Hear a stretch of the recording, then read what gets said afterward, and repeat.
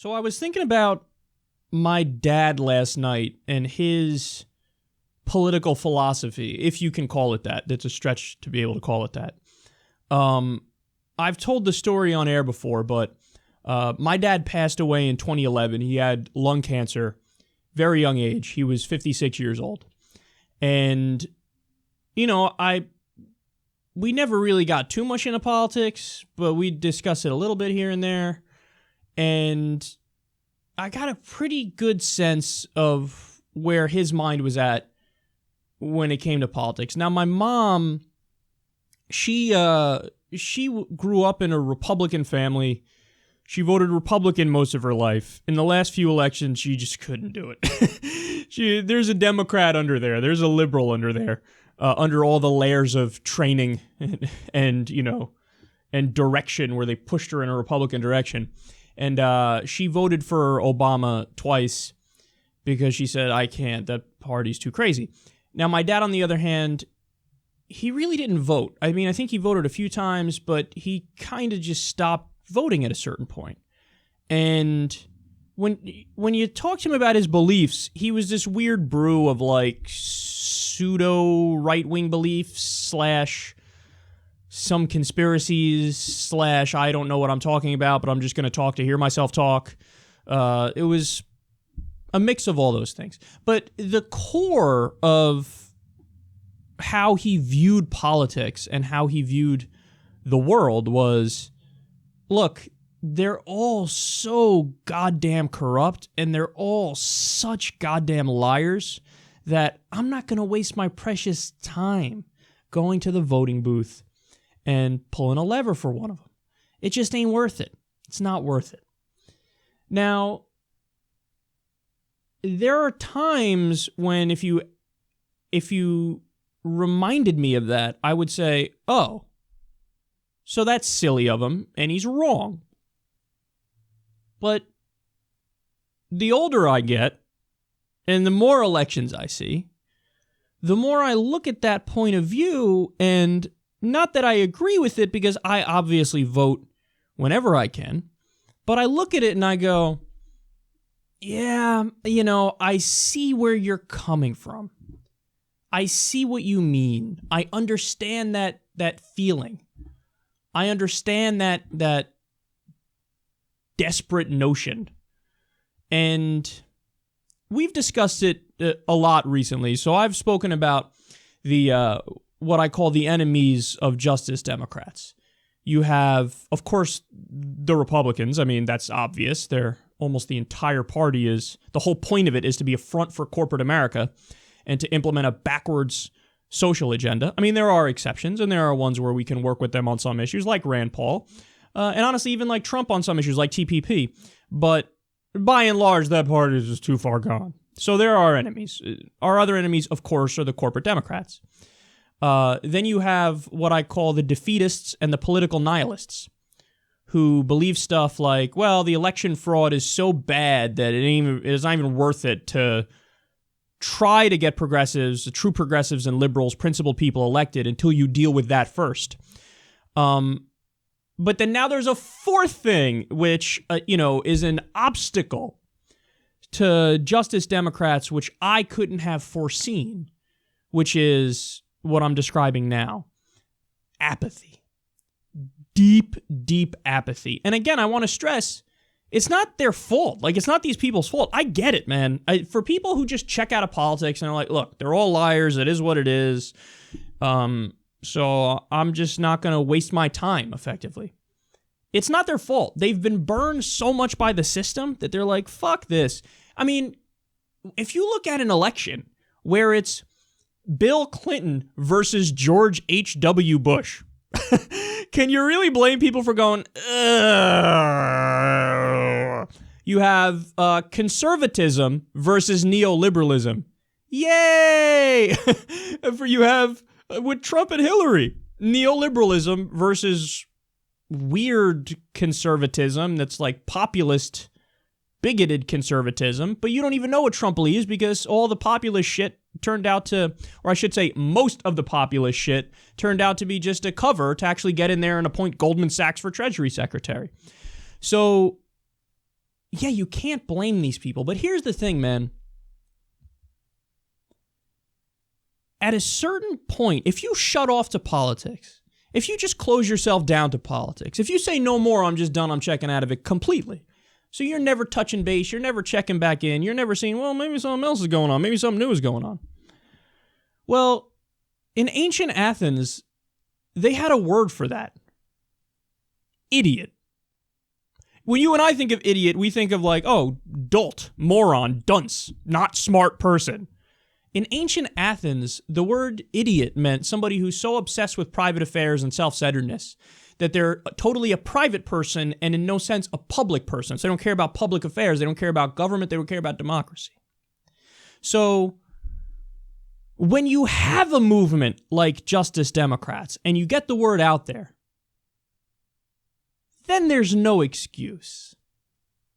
Because the whole reason why people were turned off to politics is none of them are really looking out for me, and I think they're all liars. So, and they're obviously all corrupt. So I'm checking out of the system. But what do you do when a movement comes along that says, hey, we're taking no corporate money and no big donor money? That's the whole point. What do you do when a movement comes along and they say, we're going to fight to get money out of the system? That's our number one thing.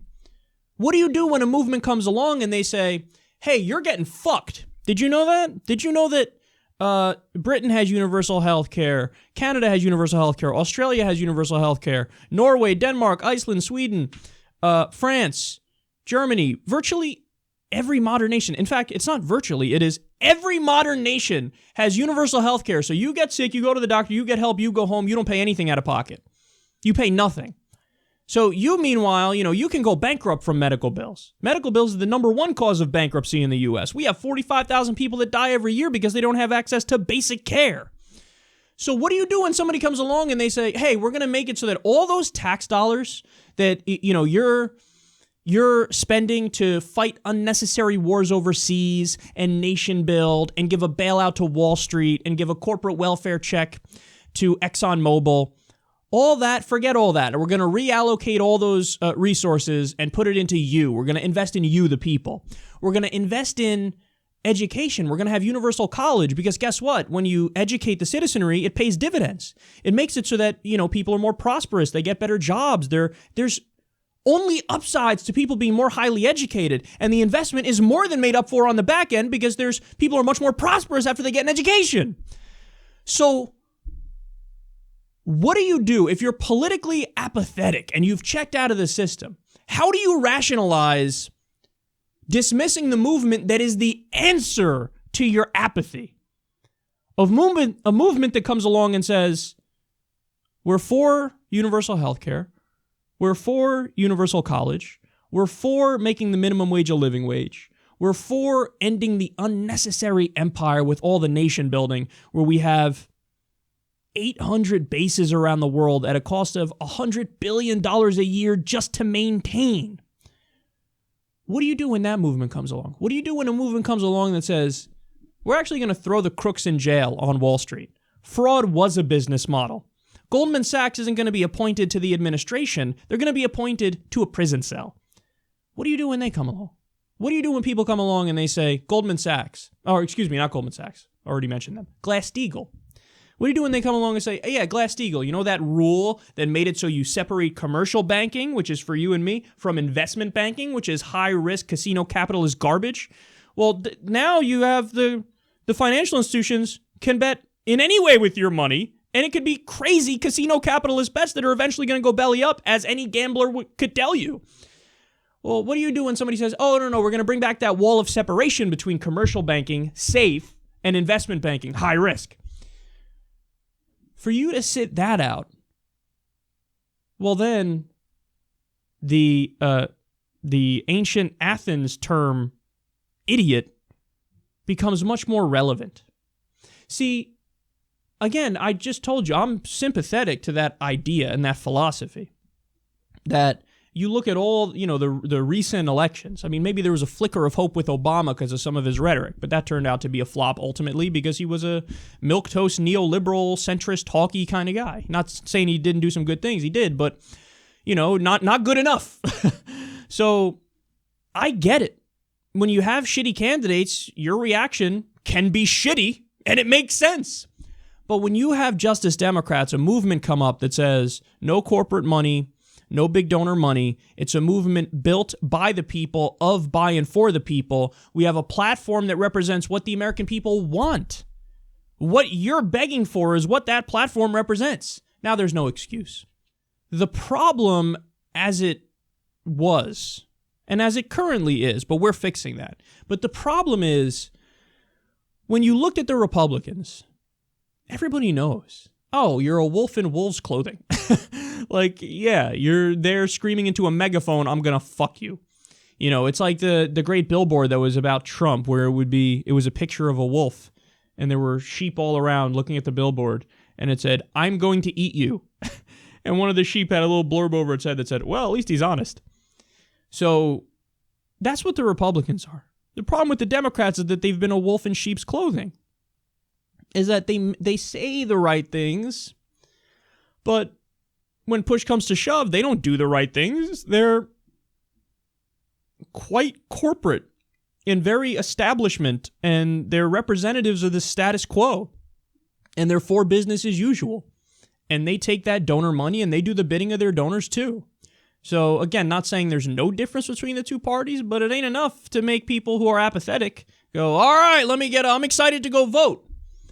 So, but again, we don't just talk the talk. We walk the walk, Justice Democrats. Because we're pledging no corporate money and no billionaire money. So there's no excuse. There's no excuse. This is a movement of, by, and for the people. It's an attempt to get the policies implemented that you want. It's an attempt to, instead of having a pseudo faux populist right-winger take over, like Trump, who most of that was a facade, and he's, putting Goldman Sachs for Treasury Secretary. Instead of that, it's a populist left movement. You understand that? Populist left. So this is what we represent. This is what we're fighting for. And I hope that we can somehow overcome the apathy that has taken over the country. We have one of the lowest voter turnouts of all the modern nations. Some nations have mandatory voting. Like, how we have mandatory jury duty here? Some nations say, well, your civic duty number one is voting. So it's by law, you have to vote in some countries. We don't have that here. And we also have one of the lowest voter turnouts of all the modern nations. And a lot of that is because of political apathy, and people know they're screwing you in Washington. There's a reason why you vote for Congress, and then you check the opinion polls a month or two later, and it's between 9% and 20% approval rating for the people you just fucking elected. How can that be? It's because everybody knows it's lesser evilism, lesser evilism, lesser evilism. Well, we're giving you an alternative to that. So, justicedemocrats.com, sign your name in support, man. Sign your name in support of the movement. I think we're up to 115,000 Justice Democrats. Come on. I want to get to 1 million, and I want to get to 1 million soon. So, we got to put an end to this political apathy that makes people say, it's over.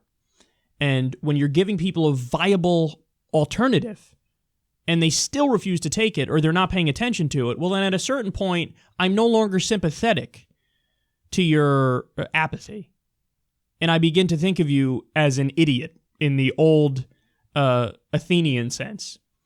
So let's get to work. JusticeDemocrats.com. Sign up if you want to run. Sign somebody up who you think would be a great representative of the community. If you want them to run, donate, small money, man. Look, that's what it's all about. It's all about the people. So small money. We're building this thing with construction workers and teachers and accountants. Unfortunately, I wish we didn't have to raise any money. I really do. Because then, it wouldn't feel gross that it's a counterintuitive thing. You have to raise money in order to get the right people elected to then try to get the money out of the system. But it's the fact of reality, and we can't, it's our principles tell us no taking money from corporations and billionaires because then we're beholden to them. We want to be beholden to the people. So we have to take money and small money donations from regular people. Again, I wish that wasn't the case, but it is. So if you can spare your $10 or $15 or whatever it is, if you get directly involved and you run, even if you don't want to run but you want to be involved in some other way, there's a section on the website where it says nominate. Put in a bunch of information and then say, hey, look, I don't really want to run, but I want to help. I want to organize on the ground. I want to be involved in an office that helps run the candidates or vet the candidates or do this or do that. Do it. Just get involved. But definitely sign your name in support, because we need to make a statement to the establishment. As of right now, we got Howard Dean, who mentioned us on MSNBC. Hey, by the way, somebody tweeted to me last night, Howard Dean supports Justice Democrats. No, bitch. No, he doesn't. He doesn't support us, and we don't support him. He's the exact kind of Democrat who we despise, and our whole movement is built on opposing, okay? So he mentioned us on MSNBC in a oh shit kind of way, like, oh shit, millennials and liberals and progressives and the Democratic base are now organizing, and they actually believe in institutions, and they're actually going to fight back, and oh, isn't that an interesting development? So he mentioned us on MSNBC in a look out kind of way, and then you had somebody involved with Justice Dems reached out to me yesterday and told me, hey, Tom Perez, so that's Obama and Biden's establishment pick to run the DNC. He's decent in some ways, but he's pro-TPP. So in my mind, step aside, bitch. Not interested. So he mentioned it, and he's on notice. He's like, oh, shit, what's going on here? So we're beginning to make waves. We got to make more waves. And we got to let people know we're an alternative that's here to fight for the people. So, look, read the platform. Don't take my word for it, although I was the primary author of the platform, so technically you're taking my word for it. But that's what our candidates are about. That's what they're vetted in accordance with. So go read the platform, go see if you agree with it, and sign your name in support of the movement, because this is very, very important. And as I've stated a million times, and I'll state a million more, we're working in conjunction with third parties. So I'm more than happy to support Green Party people and Democratic Socialists and anybody who's fighting for the same policies, because that's all that matters to me. And that's all that matters to Justice Democrats, is if you're fighting for the right policies, then you're on our side. If you have tactical disagreements, like, oh, I think that your way is worse and we want to fight from outside the party, fine. Again, I think you're wrong because there's more institutional biases against you as a third party, so you're just unnecessarily handicapping yourself. But I'm still going to root for your success because this isn't a competition. We're all on the same team fighting for the same things. So I support you if you're doing that, and I'd really, really appreciate it if you support us in our movement, because I'm tired of looking at a lesser of two evil situation every single time in every single election, and I'm tired of thinking that the people who are apathetic are justified. Let's make it so that they're not justified anymore. Let's make it so we can call them idiots. Let's make it so we say, look, you had this perfect candidate running for all the things you agree with, and they didn't take any corporate and big donor money. What are you waiting for? Go vote, go vote, go vote, get involved. So this is what we're going to do. It's the hostile takeover of the Democratic Party by the Bernie wing, and we have the numbers behind us, so let's make our voice heard.